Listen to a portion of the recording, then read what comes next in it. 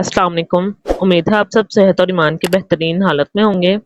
Welcome back to the channel subjective knowledge by Saba and I am your mentor Saba.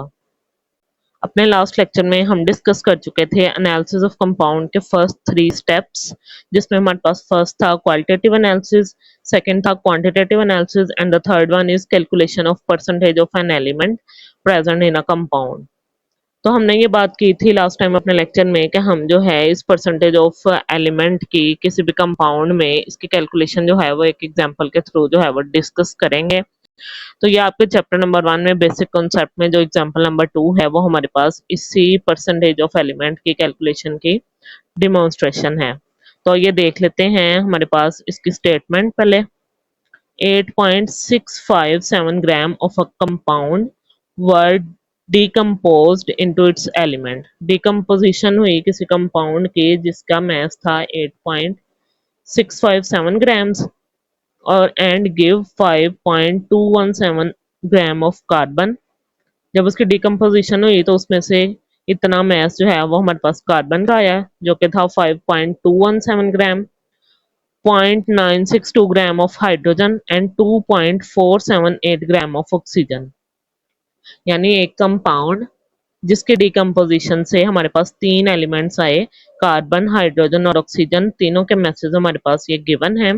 Calculate the percentage composition of the compound under study. अब ये जो compound under study है इसकी आपने percentage composition जो है वो find out करनी है, यानी इसमें जो मौजूद एलिमेंट्स हैं वो अपनी कितनी परसेंटेज के साथ इसमें मौजूद हैं, हमने वो फाइंड आउट करना है। तो इसके सोल्यूशन में स्टार्ट से गिवन जो डाटा है वो सारा पहले लिखना होता है। तो इसमें हमारे पास मैस ऑफ कंपाउंड गिवन है, mass of carbon, mass of hydrogen and mess of oxygen. ये इन चारों के मैसेज जो हैं वो हमारे पास गिवन है। फिर अप्लाइंग द फार्मूला अप्लाई करना है। फार्मूला हमारे पास क्या था, परसेंटेज ऑफ एलिमेंट, किसी भी एलिमेंट की परसेंटेज इक्वल होगी mass of the element divided by mass of compound multiply by 100। तो ये फार्मूला यूज करते हुए हमने इसको जो है वो हर एक एलिमेंट के लिए परसेंटेज फाइंड आउट करनी है। तो सबसे पहले हमारे पास है जी कार्बन। परसेंटेज ऑफ कार्बन हम फाइंड आउट करेंगे जो मैस ऑफ कार्बन हमें गिवन था divided by mass of compound, जो कंपाउंड का भी मैस गिवन है, मल्टीप्लाई कर देंगे हम इसके आंसर को 100 के साथ। तो कार्बन का मैस था हमारे पास 5.217 ग्राम्स और कंपाउंड का मैस था 8.657 ग्राम्स। इसको सॉल्व किया, मल्टीप्लाई 100 किया तो हमारे पास इसकी परसेंटेज आ गई जो कि है जी 60.28% फॉर कार्बन। कार्बन के लिए यानी उस कंपाउंड के अंदर कार्बन हमारे पास कितनी परसेंटेज है, 60.28। फिर इसी तरह हम नेक्स्ट हाइड्रोजन के लिए करेंगे जो कि है हमारे percentage of hydrogen equals to mass of hydrogen in compound divided by mass of compound multiply by 100। Formula same है, बस उसमें एलिमेंट क्योंकि डिफरेंट हैं तो हर एलिमेंट के लिए हम यही फार्मूला यूज़ करते हुए इसकी परसेंटेज कैलकुलेट करेंगे। तो हाइड्रोजन के हमारे पास गिवन मैस था 0.926 ग्राम डिवाइडेड बाय जो मैस ऑफ कंपाउंड था 8.657 ग्राम्स मल्टीप्लाई 100। तो जो आंसर आएगा उसको 100 से मल्टीप्लाई करने के बाद हमारे पास परसेंटेज ऑफ हाइड्रोजन आ जाएगी 11.11%। इसी तरह फिर ऑक्सीजन के लिए देखें तो mass of oxygen divided by mass of compound multiply by 100। Mass हमारे पास ऑक्सीजन का गिवन था 2.478 grams divided by mass of compound 8.657 gram multiply by 100। तो ये हमारे पास इसकी परसेंटेज आ जाएगी 28.62% जो कि है ऑक्सीजन के लिए। अब ये इसी तरह हमारे पास तीनों जो एलिमेंट्स थे कार्बन, हाइड्रोजन और ऑक्सीजन, उनकी परसेंटेजेस जो है वो हमारे पास कैलकुलेट हो चुकी हैं। तो अब इनका जो है वो हम आंसर जो है वो इस फॉर्म में लिखेंगे।